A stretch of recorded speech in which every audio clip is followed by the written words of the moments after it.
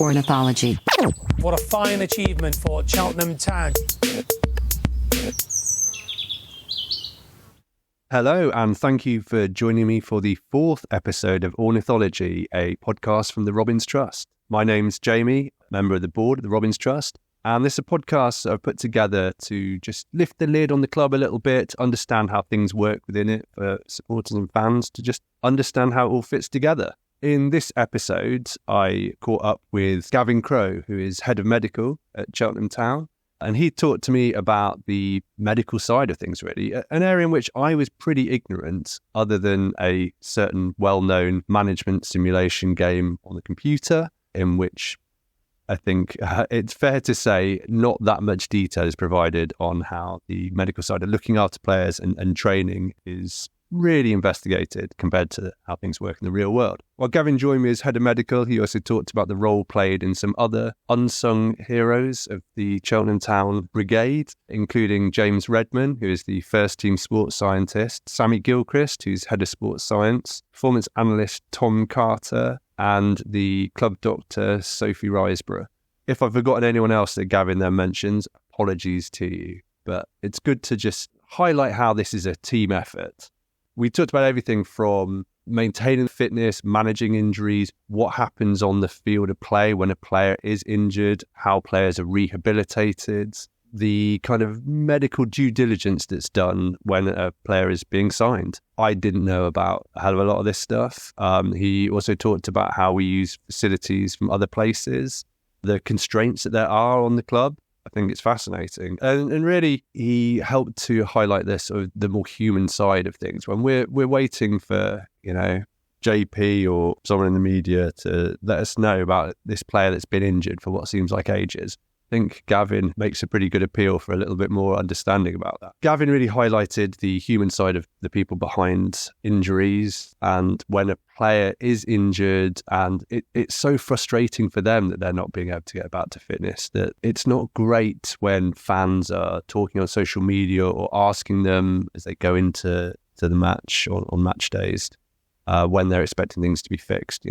It's a kind of inexact science, and human bodies are human bodies. So I think that was really great to hear. If you're not a trust member, you can sign up to get all of these podcast episodes as part of your membership. They'll be delivered free to your podcast clients of choice.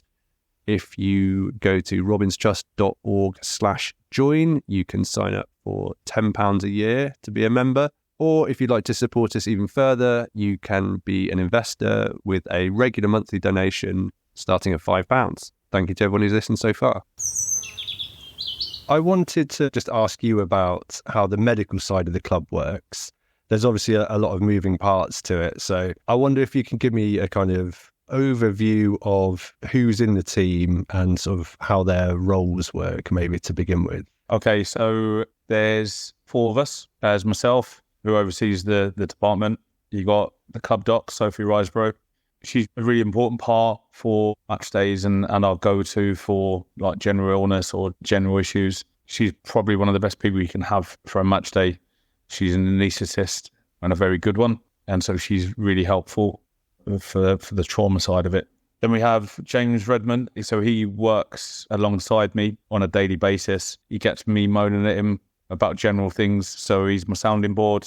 Funnily enough, he got his job off the back of an ex-player that we had who was quite high maintenance. This particular player took up the majority of my time, and soon realised that it needed another member of staff. So James had been an intern. He came from Gloucester Uni. He was the face of Gloucester Uni. They loved him there. Got a really good degree, picked up quite a few awards at university, so we're lucky to have him. We had him straight out of uni, and he's been with us for the last 5 years. And then got Sammy Gilchrist, our sports scientist. Basically, he is the numbers guy and works on the fitness and the stuff in the gym with them. So that's our team. And then we do have students coming in from Gloucester Uni, Hartbury College. We then have external sources. So we use a guy called Dr. Rod Jakes at Nuffield Hospital. He's really useful, sports med doc. When I describe him to our players, if we go and see him, he's like the Alex Ferguson of the sports medicine. Like he's been there, done it, got the T-shirt. So yeah, really useful guy, and someone that I can ring a drop of a hat and he'll come back to me And then obviously the surgeons and stuff we end up using. So and is there a sort of standard medical team when it comes to if players need operations and things? Would you tend to always take them to the same place, or would that depend on where there's a specialism? Or it really depends on the injury, the player, and the actual injury is. It's got to fit for all parties. For example, you might get a knee surgeon who replaces ACLs, which is probably a fairly common injury these days. And you'll have someone that would use hamstring graft as opposed to another one that might use a patellar tendon graft. You're not going to send necessarily someone that's got problems with the hamstrings to someone that's going to take part of the hamstring, so you'd use a patellar tendon. It needs to fit for both the player. So we just need to make sure we pick the right surgeon for the right injury. I mean, that's quite high pressure then, because you've got to think about the factors that will determine the outcomes of that, about the surgeon's actual approach to fixing the problem. Took a player so long ago to a surgeon, and he went, look, I'll be honest with you, I don't see enough of that particular injury. And he's someone that we've used quite a bit, but he was honest and went, you need to go and see this guy because he probably would have seen it. So it's a case of making sure that you've got good people in the first place that you can go and see, if that makes sense. One of the questions I have is about the day-to-day aspect of the role, but I guess that just depends on where we are in the season and how many players you're dealing with at the moment that are injured. It feels like we have had quite a lot of injuries at the start of this season. That might be sort of anecdotal, and you say it's sort of part of the course, but it feels that way. So for a normal day, sort of when you go in, what's the balance between dealing with players who are recovering from injuries and maintaining the fitness of the players who are currently not injured?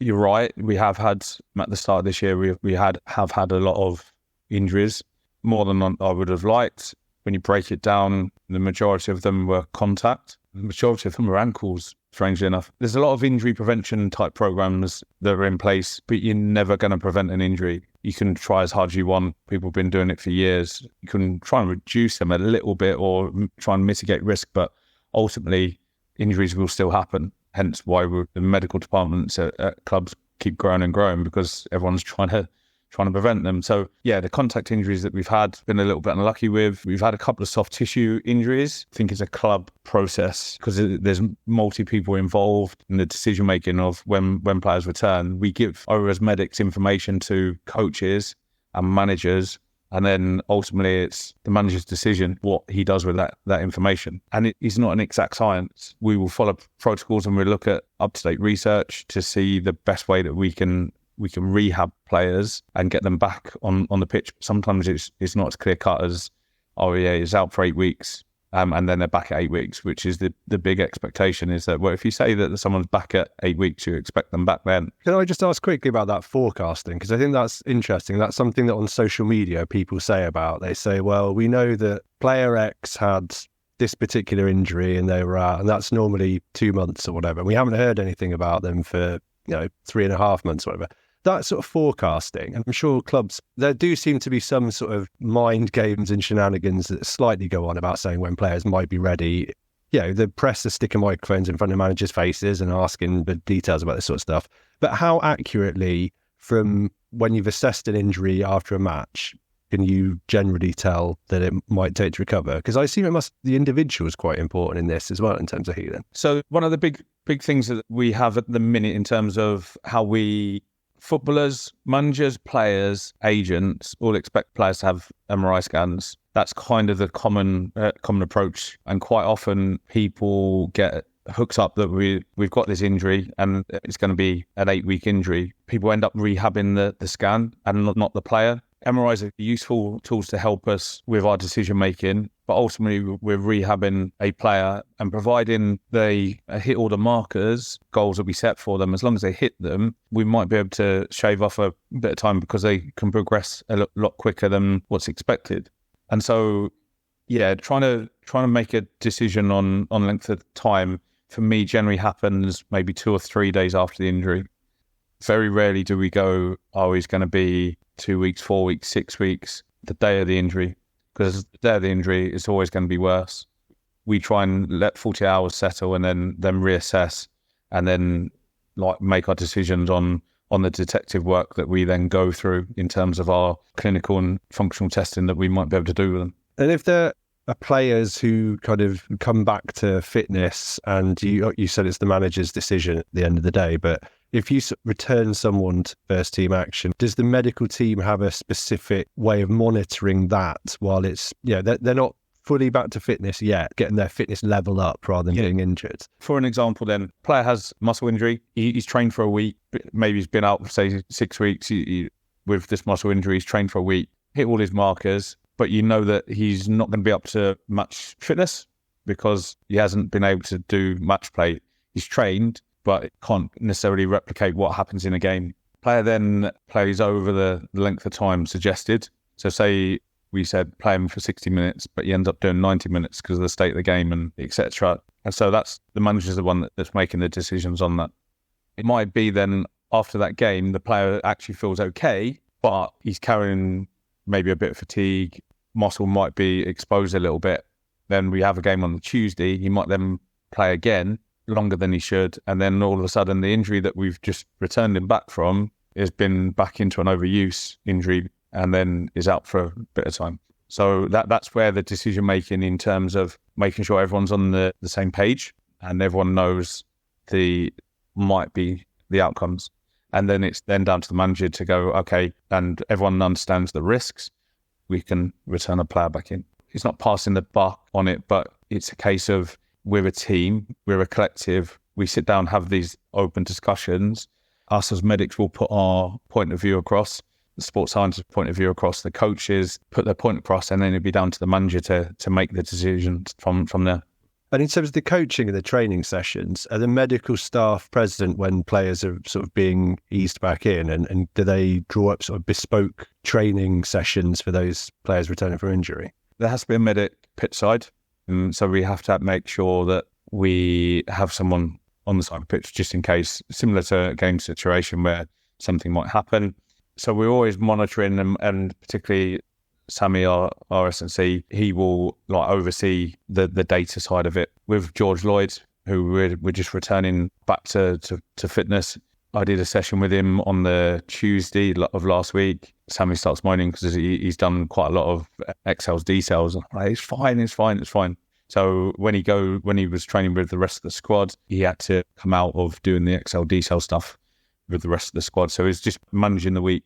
So yeah, we are monitoring them all the time. In terms of their training programs, starts off when they get injured, it's early stage rehab, mid stage, end stage, and combination between us medics and the sports science staff to manage their individual training programs from there. What's the standard approach when all the players, at the end of the season, they go off and have a couple of weeks, 3 weeks holiday or whatever?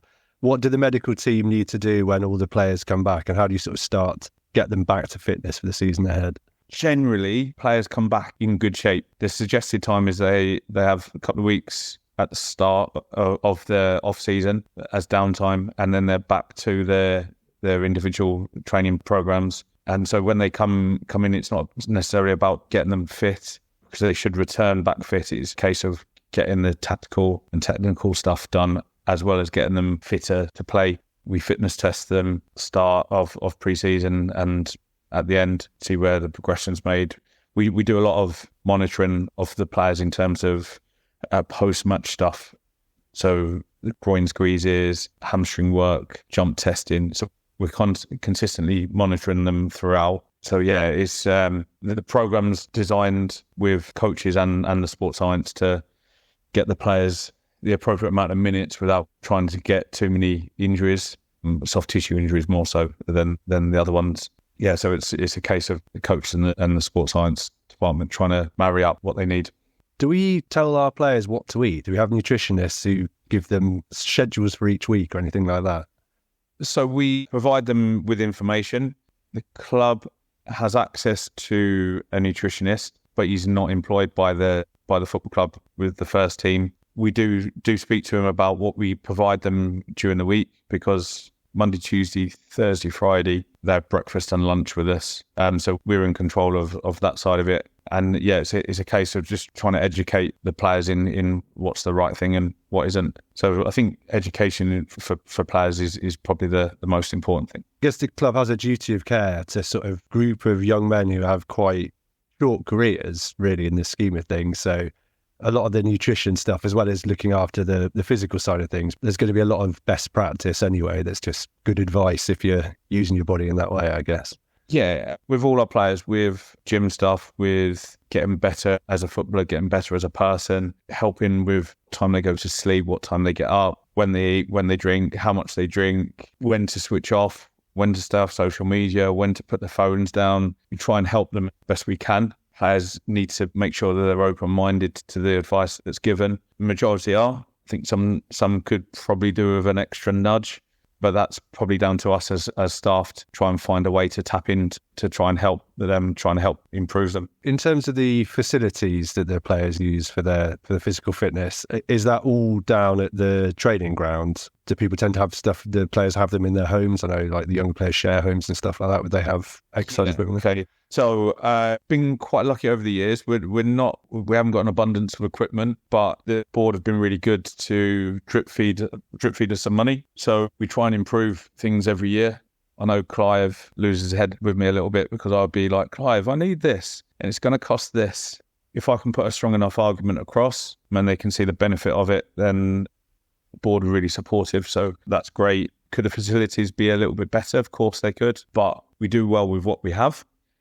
We're really lucky to have a really good partner with Everlast. So the players are able to access the Everlast gym. And I know that a lot of the local boys go there. They're like Lewis Freestone, Longy, Bonzi. They're frequent people. They live together. Great household. They eat well. They go to the gym. They look after themselves, which is great. The Nuffield Hospital in Cheltenham, we're really lucky to be able to use that facility where they've got the Ornithology machine with the anti-gravity treadmill. Having access to that's brilliant. So we are lucky that we've got facilities to help players. Could we have more? Of course we could. But yeah, I think we do okay. I mean, I guess it's better to have access to those things, even if we don't have them in a room at the ground. If it's, that's the closest we can get with the budget we've got at the moment. Yeah. So, I mean, as an example, I wanted to buy an Ornithology treadmill for the training ground. Someone was trying to sell me one reduced rate, someone I know quite well. They were like, oh yeah, you can have it. I don't want it anymore. You can have it for, I think it's 22 grand. Clive, can I have this? Not sure it's gonna work out. So yeah, club's not going to have 22 grand to buy an Ornithology. So yeah, we've got to make use of what's around us, build relationships with people, and it works out well. One of the things I was interested in was the steps that take place on a match day. A player goes down injured. Yep. What's the sort of process from that point? The moment the medical team run onto the pitch, what's going on? Run on, got to be open-minded because there's a whole variety of different things that are happening to when we run on. So we're looking to see whether the player's still moving, decide basically what we see and what position do we need to go into, how many staff need to be on the pitch, etc. And then basically get to the player, find out what's going on, look at the issue. We ask the player, look at the actual area that they're discussing, say it's a knee. We feel around, look for a deformity or anything like that, move and test the ligaments or whatever is the problem. And then we could just go through some movements and some strength stuff.